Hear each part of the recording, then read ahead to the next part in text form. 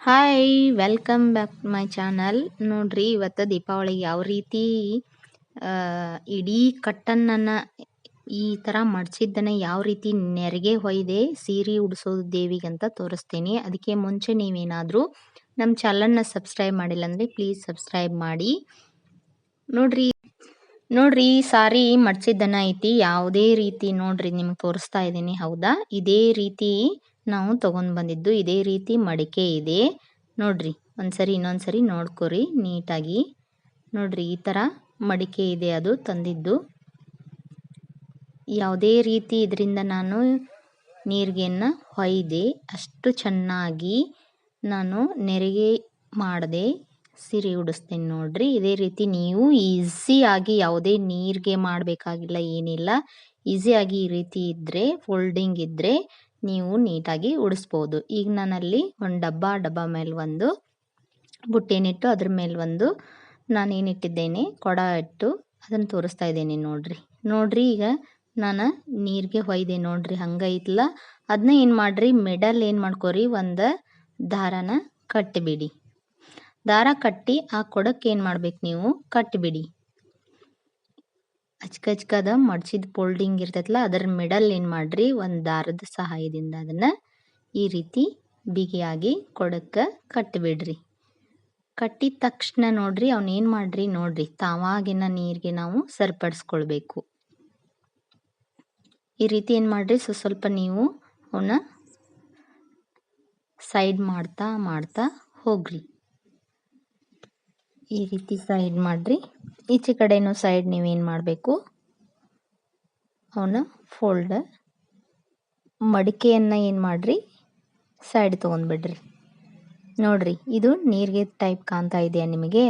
ನಾ ಏನಾದರೂ ನೀರಿಗೆ ಮಾಡಿದ್ನ ಅಲ್ವಾ? ಅದನ್ನ ಏನು ಮಾಡ್ರಿ, ಒಂದು ಸಣ್ಣ ಕೋಲ್ ತೊಗೊಂಡು ಏನು ಮಾಡ್ರಿ, ಕಟ್ಕೋರಿ. ಈ ರೀತಿ ಕಟ್ಕೊಂಡ ತಕ್ಷಣ ಏನು ಮಾಡ್ರಿ, ಎರಡೂ ಸೈಡ್ ಇದು ಒಂದು ಸೈಡ್ ಬ್ಲೌಸ್ ಪೀಸು ಒಂದು ಸೈಡ್ ಸೆರಗಿರೋದ್ರಿಂದ ನಾನು ಏನು ಮಾಡ್ತಾ ಇದ್ದೀನಿ, ಆ ಸೆರಗನ್ನ ಲಾಸ್ಟ್ನೇದು ತೊಗೊಂಡು ಏನು ಮಾಡ್ತಾ ಇದ್ದೀನಿ, ಆ ಕಟ್ಟಿದ ಕೋಲಿಗೆನ ಒಂದು ಪಿನ್ನ ತಗೊಂಡ ಸ್ಟಿಚ್ ಹಾಕ್ತಾ ಇದ್ದೀನಿ. ಈ ರೀತಿ ಏನು ಮಾಡ್ರಿ, ನೀವು ಸ್ಟಿಚ್ ಹಾಕೋರಿ. ನೆಕ್ಸ್ಟ್ ಏನು ಮಾಡ್ರಿ, ಈಚೆ ಕಡೆನೂ ಸೇಮ್ ಅದೇ ಥರನೇ ನೀವೇನು ಮಾಡ್ರಿ,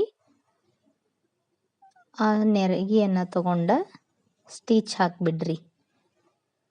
ಎರಡು ಸೈಡ್ ಹಿಡ್ಕೊಂಡ ಸ್ಟಿಚ್ ಹಾಕಿಬಿಟ್ರೆ ಇಲ್ಲಿ ನೀಟಾಗಿ ಅದು ಕೂಡುತ್ತೆ. ಈ ಥರ ನೀವೇನು ಮಾಡ್ಕೋರಿ, ನೀಟಾಗಿ ಅವನ್ನ ಮಾಡ್ಕೋರಿ.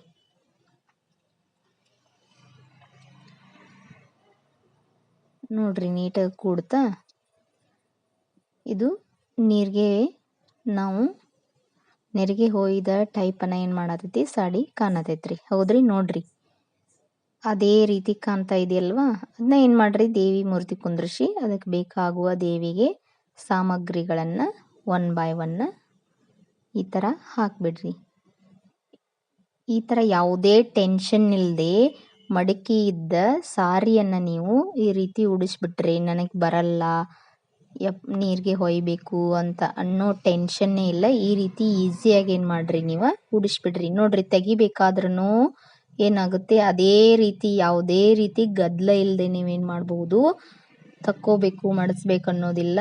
ಅದೇ ನೀಟಾಗಿ ಬಂದ್ಬಿಡುತ್ತೆ. ನೋಡ್ರಿ ನೀಟಾಗಿ ಅದನ್ನೇನು ಮಾಡೀನಿ, ತೆಗೆದ್ನಿ, ಅದೇ ರೀತಿ ಏನು ಮಾಡೀನಿ, ಫೋಲ್ಡ್ ಮಾಡಿ ಸಾರಿಯನ್ನು ಇಟ್ಬಿಟ್ನಿ. ಇದೇನಾದರೂ ನಿಮಗಿಷ್ಟ ಆಗಿದ್ದರೆ ಲೈಕ್ ಮಾಡಿ, ಶೇರ್ ಮಾಡಿ, ಕಮೆಂಟ್ ಮಾಡಿ. ನೀವು ಇದೇ ರೀತಿ ದೇವಿಗೆ ಸಾರಿಯನ್ನು ಉಡಿಸಿ ಟ್ರೈ ಮಾಡಿ. ಇದೇ ರೀತಿ ಟ್ರೈ ಮಾಡಿ ನೋಡಿ. ಯಾವುದೇ ನೆರಿಗೆ ಮಾಡದೆ ಈ ರೀತಿ ಮಡಿಸಿದ ಸಾರಿಯನ್ನು, ಫೋಲ್ಡ್ ಇರುವ ಸಾರಿಯನ್ನು ನೀವು ಮಿಡಲ್ರ ಒಂದು ಹಗ್ಗದ ಸಹಾಯದಿಂದ ಕಟ್ಟಿ ನೀವು ಈ ರೀತಿ ದೇವಿಗೆ ಅಲಂಕಾರ ಮಾಡಿದರೆ ಯಾವುದೇ ಟೆನ್ಷನ್ ಇಲ್ಲ. ಇಷ್ಟೊತ್ತನ್ನು ನೋಡಿದ್ದಕ್ಕೆ ತುಂಬ ಧನ್ಯವಾದಗಳು.